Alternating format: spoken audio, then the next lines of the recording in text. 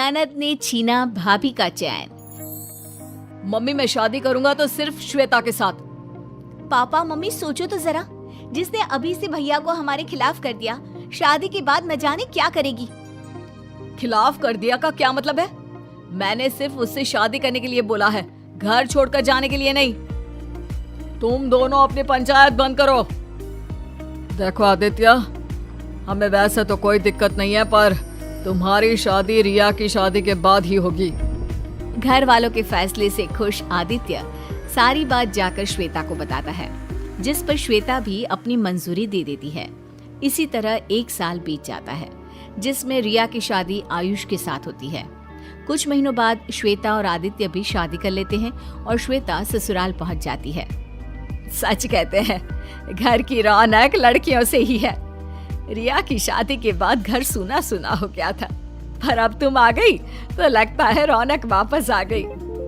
Mummy आदत मत लगाओ, क्योंकि जब ये दोबारा ऑफिस जाना शुरू करेगी रौनक अपने आप खत्म हो जाएगी। इन्हें तो बस बिना सोचे समझे कुछ भी बोल देने की आदत है।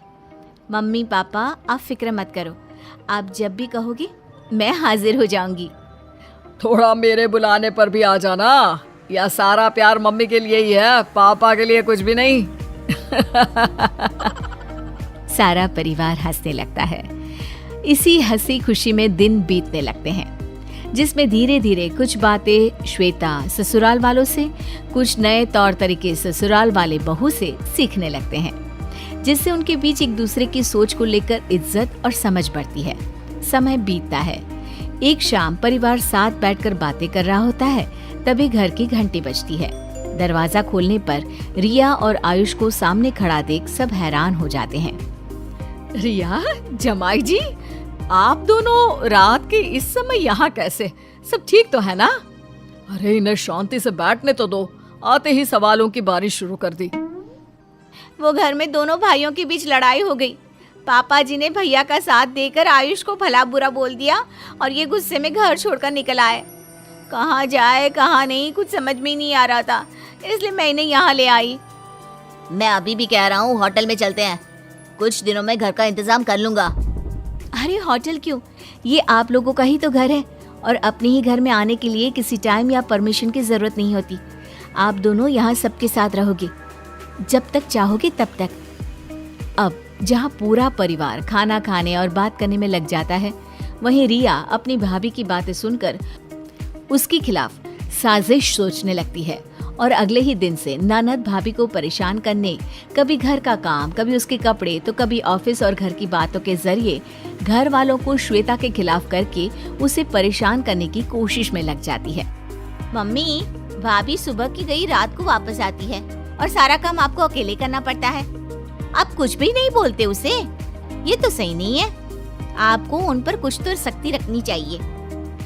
तेरी भाभी बहुत समझदार है, वो घर और ऑफिस अच्छे से संभालती है। हमें अपनी बहू से कोई शिकायत नहीं, और अगर तुझे मेरे अकेले काम करने से दिक्कत है तो तू भी तो घर में खाली बैठी रहती है, काम में माँ का हाथ बटा ही सकती है। हाँ, घर आई बेटी को ताने सुना सकती हो, पर बहू को एक शब्द नहीं बोलोगी। भाभी आप सबको अपनी उंगलियों पर नचा रही है, तभी तो ये जींस और शॉर्ट ड्रेस पहनकर बाहर जाती है और देर रात को वापस आती है, फिर भी कोई उन्हें कुछ नहीं बोलेगा। बेटा तो पहले डिसाइड कर ले कि तुझे उसके घर में काम नहीं करने, ऑफिस जाने या मॉडर्न कपड़े पहनने से आखिर दिक्कत किस चीज से है। अगर बात कपड़ों की है तो हमें तो उसमें कोई बुराई नहीं दिखती, क्योंकि इज्जत, शर्म और तमीज इंसान की आंखों और बातों में होती है। कपड़े तो बस खोखले समाज का लड़कियों को नीचा दिखाने का झूठा जरिया है। गंदगी देखने वाले की नजरों और सोच में होती है। लाख कोशिश करने के बाद भी अपने मम्मी पापा को भाभी के खिलाफ करने में नाकामयाब होने के बाद अब रिया आदित्य के पास जाती है, जिसे वो श्वेता के ऑफिस ट्रिप और लड़कों के साथ दोस्ती को लेकर बोलना शुरू करती है। भैया, कल ही मैंने भाभी की ऑफिस ट्रिप वाली फोटो देखी। इतने सारे लड़कों के बीच वो अकेली थी। क्या उनके ऑफिस में और कोई लड़की नहीं है? अरे लड़कियां तो बहुत है, लेकिन इसकी टीम में तो सारे लड़के ही हैं। वैसे तुम्हारी भाभी उनकी बॉस है और वो सब श्वेता से इतना डरते हैं कि इसे देखते ही उनकी सिट्टी पिट्टी गुल हो जाती है। बॉस है तो क्या हुआ, लड़कों से थोड़ी दूरी बनाकर रखनी चाहिए। शादी के बाद कोई ऐसे बातें बनाए अच्छा थोड़ी ना लगता है। अरे शादी हुई है, जिंदगी खत्म थोड़ी ना हो गई है जो वो लोगों से मिलना और बात करना या लड़कों के साथ काम करना बंद कर दे। और तुम ये ना अपनी स्टोन एज वाली सोच को जरा ब्रेक देकर नए जमाने में आ जाओ। लोगों पर विश्वास करना सीखो, शक नहीं। इसके आगे रिया और कुछ बोलती उससे पहले ही श्वेता आ जाती है, जिसे देखकर रिया वहाँ से छत पर चली जाती है जहाँ आयुष अकेला बैठा होता है। तुम यहाँ अकेले क्यों बैठे हो? किसी ने कुछ बोला क्या? अभी तक तो नहीं, लेकिन अगर तुम्हारी हरकतें इसी तरह चलती रही तो कुछ बोलने में देर भी नहीं रहेगी। अरे क्यों हाथ धोकर भाभी के पीछे पड़ी हो? आखिर उन्होंने तुम्हारा क्या बिगाड़ा है? वो हम दोनों की इतनी फिक्र और इज्जत करती है और तुम उनकी लाइफ खराब करने की कोशिश करती रहती हो। अच्छा, तब तुम भी भाभी पुराण गाने लगे। सुनो, कोई प्यार व्यार नहीं है, सब नाटक है जिससे पूरा घर उनके इशारों पर नाचे और वो अपनी मन मर्जी का काम करती रहे। उनकी इसी अच्छी बहू वाले नाटक की वजह से अब घर में कोई भी मुझे पसंद नहीं करता और पूरा समय श्वेता श्वेता करते रहते हैं। रिया और आयुष की ये बातें चल रही होती है, जिन्हें जीने पर खड़ी श्वेता सुन लेती है और सीधा आदित्य के पास जाती है जो सास ससुर के साथ बैठा होता है। आपने मुझे बताया क्यों नहीं कि रिया मुझे पसंद नहीं करती? उसे लगता है कि मैं अच्छा बनने का नाटक कर रही हूँ जिससे घर में उसकी जगह ले पाऊँ। मैंने तो कभी ऐसा सोचा भी नहीं और वो इस बात पर मुझसे नफरत करती है। ससुर अपनी बेटी और दामाद को भी वहां बुलाते हैं।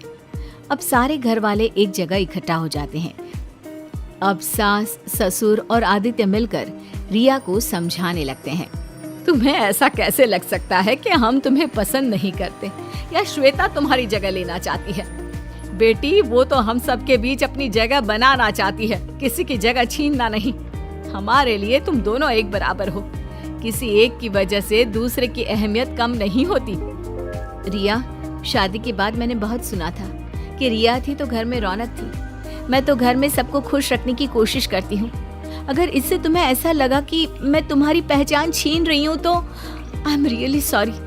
मेरा ऐसा कोई इरादा ना था, ना कभी होगा। माँ भाभी के साथ बाकी घर वालों की बातें सुन रिया को अपनी गलती का एहसास होता है और वो भी श्वेता से माफी मांगती है, जिसके अगले ही दिन आयुष और रिया दूसरे घर में शिफ्ट हो जाते हैं और सब पहले की तरह खुशी खुशी रहने लगते हैं।